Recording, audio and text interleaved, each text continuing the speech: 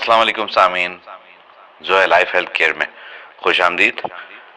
آج ہم آپ کو لا حول ولا قوت الا باللہ کی فضیلت کے بارے میں بتائیں گے۔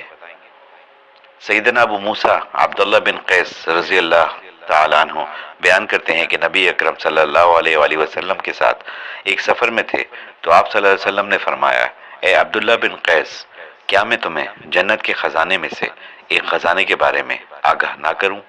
میں نے کہا، کیوں نہیں اے اللہ کے رسول صلی اللہ علیہ وآلہ وسلم، ضرور بتائیے۔ آپ صلی اللہ علیہ وآلہ وسلم نے فرمایا، لا حول ولا قوت الا باللہ کہو۔ روایت صحیح بخاری، صحیح مسلم۔ سیدنا حازم بن حرملۃ سلمہ رضی اللہ تعالیٰ عنہ بیان کرتے ہیں کہ میں نبی کریم صلی اللہ علیہ وآلہ وسلم کے پاس سے گزرا تو آپ نے مجھ سے فرمایا، اے حازم، لا حول ولا قوت الا باللہ کا ذکر کثرت سے کیا کرو، کیونکہ یہ جنت کے خزانوں میں سے ہے۔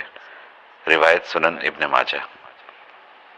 مذکورہ بالا حدیث جو ابھی آپ کو سنائی گئی، لا حول ولا قوت الا باللہ کو جنت کا خزانہ قرار دیا گیا ہے، کیونکہ یہ نہایت نفیس اور بیش قیمت معنی و مفہوم کا حامل ہے۔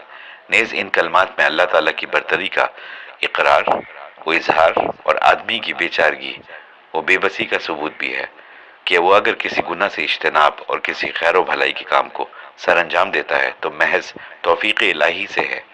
مزید یہ کہ انہیں کثرت سے پڑھنے کی خوب ترغیب دی گئی ہے۔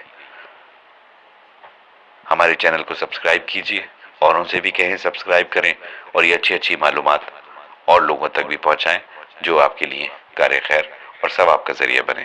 اجازت دیجیے گا۔ اللہ حافظ۔ پاکستان زندہ باد۔